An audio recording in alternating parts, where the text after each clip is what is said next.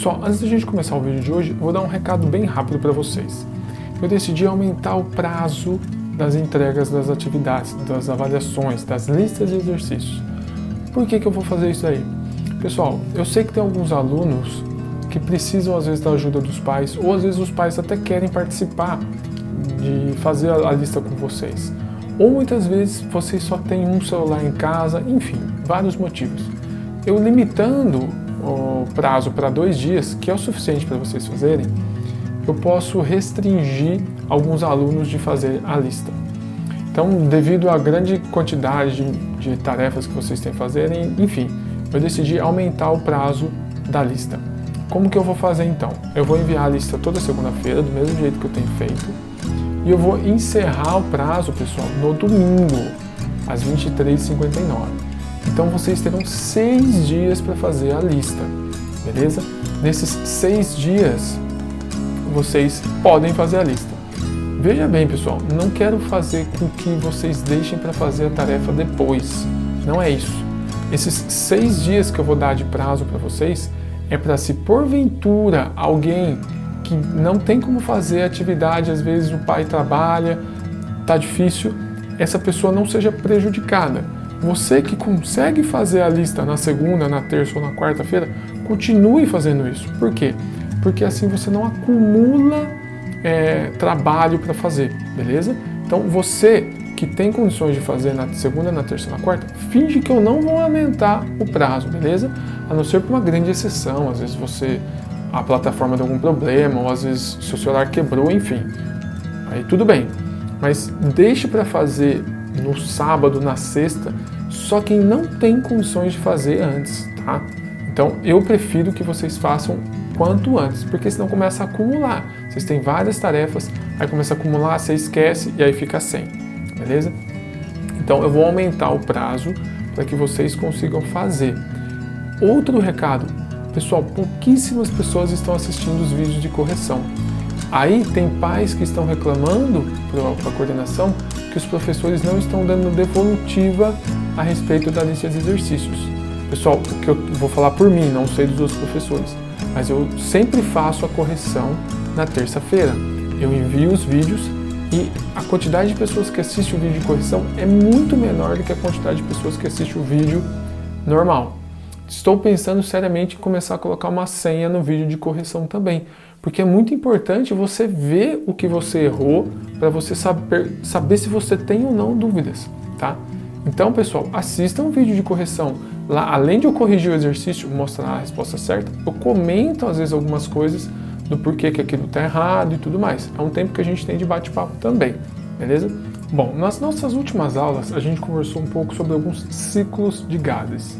Então a gente conversou sobre o ciclo do nitrogênio, sobre o ciclo do oxigênio e na última aula um pouco sobre o ciclo do gás carbônico. Bom, todos esses gases são essenciais para a vida aqui no nosso planeta, mas exatamente na concentração que eles são encontrados. Se você tem esses gases em maior concentração ou em menor, você pode gerar o que a gente chama de poluição. E é isso que a gente vai estudar na aula de hoje, a poluição do ar. Então, pega seu caderno, a sua caneta, deixa o like aqui no vídeo se você não deixou, se inscreve no canal se ainda não é inscrito e vamos lá para o vídeo de hoje.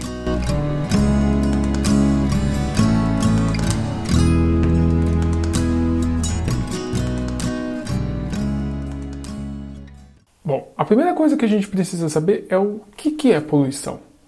A poluição, principalmente do ar, que é o que a gente vai estudar hoje, é toda vez que você altera a condição dos componentes do ar, da temperatura do ar ou da umidade do ar, de forma a fazer mal para a vida, seja a nossa vida ou seja a vida de outro animal ou até de uma planta ou de outro ser vivo. Então, poluição do ar é quando você altera o ar de forma a prejudicar algum ser vivo. Muitas vezes a gente liga a poluição exclusivamente ao homem. Isso não é verdade, viu, pessoal? Em 2015, a gente teve um vulcão que entrou em erupção e, em um período, ele gerou mais poluição do que 3 vezes a Europa gerou no mesmo período. Ele ficou ativo por quase 1 ano.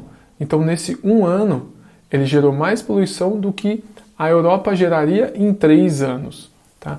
Então, a gente tem fatores naturais que geram muita poluição, como eu já citei, a erupção vulcânica. A gente tem também algumas queimadas espontâneas que são geradas por raios em florestas muito secas, tá? Em mata muito seca. Então, raios podem gerar queimadas, erupções vulcânicas podem gerar poluição, algumas ventanias podem levar a poluição de um lugar para o outro, seca, tempestades, tudo isso, pessoal, pode gerar poluição, ou seja, pode alterar o ar de forma a fazer mal para algum ser vivo. Mas, basicamente, quais são os gases que são prejudiciais para nós ou para algum outro tipo de vida? Bom, o gás carbônico, que a gente já estudou, em grande concentração, ele é altamente prejudicial para a gente.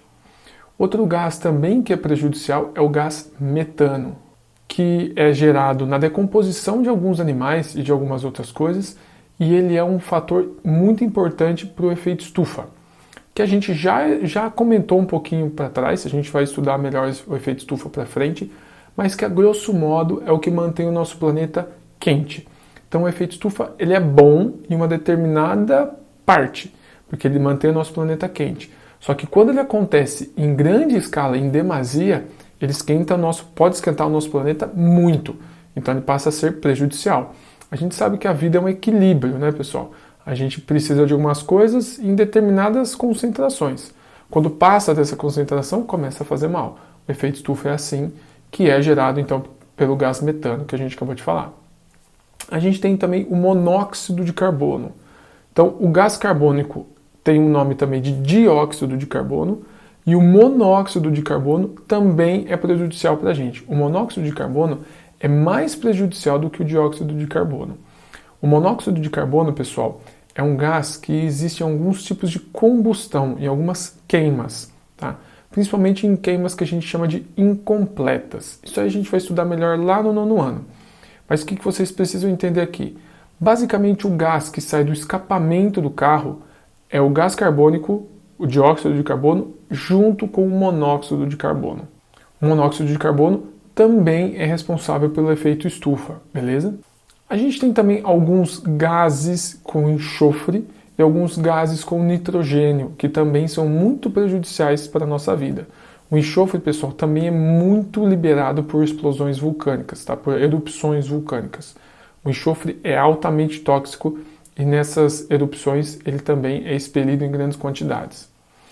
E só para vocês terem uma noção, pessoal, os aviões eles conseguem passar por tempestades muito fortes, mas eles nunca passam por nuvens vulcânicas, porque essas nuvens vulcânicas podem destruir muitas partes do avião, no sentido de colocar em risco mesmo o voo, tá?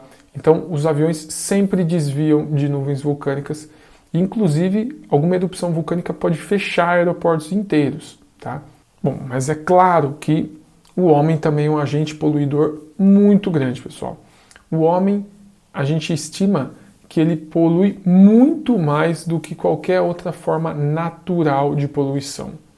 E aí, pessoal, a gente entra numa coisa que as pessoas debatem, mas que não deveriam debater, que é se o homem realmente impacta o meio ambiente. Pessoal, os dados e a ciência moderna não tem dúvida de que o homem aumenta muito o efeito estufa, de que o homem polui muito mais o meio ambiente do que a própria natureza polui caso o homem não estivesse aqui.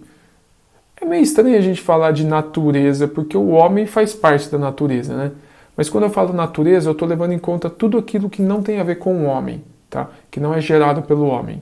Então, o homem polui muito mais do que a natureza, beleza? Seja na queima, ou seja, em tacar fogo em determinadas coisas, tacar fogo no lixo, tacar fogo em mata, tacar fogo em qualquer coisa, seja na indústria, lançando poluentes pela chaminé, lançando coisas no rio, que não vai ser o que a gente vai estudar, né? A gente vai estudar aqui só o gás, mas só para vocês saberem também. Seja também com a combustão de motores, né? Então, avião, barco, carro, moto, caminhão, ônibus, todos esses veículos que usam motores, que usam combustíveis fósseis, poluem demais, pessoal. E constatar isso é muito simples. Para quem já foi em São Paulo e andou na margem do rio Tietê, Você percebe isso, pessoal? Você abre o vidro do carro, vem aquele cheiro horrível. O seu nariz começa a ficar seco, seus olhos começam a lacrimejar.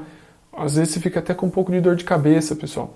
Tudo isso é resultado da poluição do homem. E se você, em contrapartida, vai em uma zona rural, em um lugar mais limpo, um campo, você sente o ar mais fresco. Inclusive, se você for perto do nosso bosque aqui da nossa cidade, você sente o ar mais fresco ali, você sente o ar mais úmido. É simples, pessoal. Se você sai do centro da nossa cidade, que nem é uma cidade tão poluída assim, mas que tem poucas árvores, e vai para o bosque, você sente uma diferença muito grande na temperatura do ar e na qualidade do ar. Além disso que eu falei, pessoal, tem um fator muito estranho que contribui para a poluição, que de certa forma é responsabilidade do homem. O homem, quando cuida de vacas, quando cuida do gado e faz a pecuária, ele é responsável por uma grande quantidade de gases resultantes dos puns das vacas. E aqui eu não estou zoando, pessoal.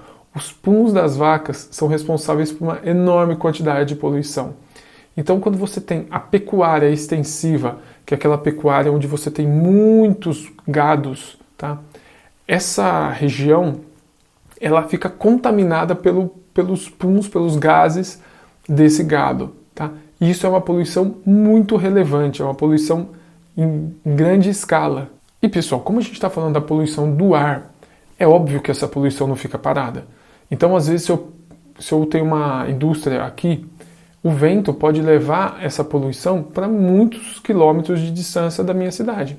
Então, às vezes, você tem uma cidade que não polui, mas ela recebe a poluição de outra cidade. Só para vocês terem um exemplo, um tipo de poluição que a gente não comentou, que é a poluição radioativa. Em 1986, quando a gente teve o desastre de Chernobyl, se vocês não estudaram isso ainda, pessoal, tem um documentário na Netflix que fala um pouco sobre Chernobyl, e vocês podem assistir alguns vídeos no YouTube. É uma coisa bem interessante, é um desastre bem interessante do ponto de vista científico, mas que destruiu e ainda destrói a vida de muitas pessoas. Bom, mas aqui pra gente o que importa? No desastre de Chernobyl, você teve radiação sendo liberada no ar, tá? Essa radiação, pessoal, foi detectada a cidades com mais de 1.000 quilômetros de distância de Chernobyl. Ou seja, essa poluição viajou mais de 1.000 quilômetros. Ou seja, se você polui aqui, essa poluição, dependendo da poluição, pode chegar a 1.000 quilômetros de distância. Por quê? Porque é uma poluição do ar, beleza? E o ar se move. E é claro que essa poluição pode gerar muitas doenças, pessoal. Mas a gente não vai entrar na aula de hoje nessas doenças. O que a gente vai se restringir na aula de hoje? O que é a poluição do ar? Então, a poluição do ar é qualquer forma que altere os componentes do ar, que altere a umidade do ar, que altere a qualidade do ar de forma a fazer mal para qualquer ser vivo.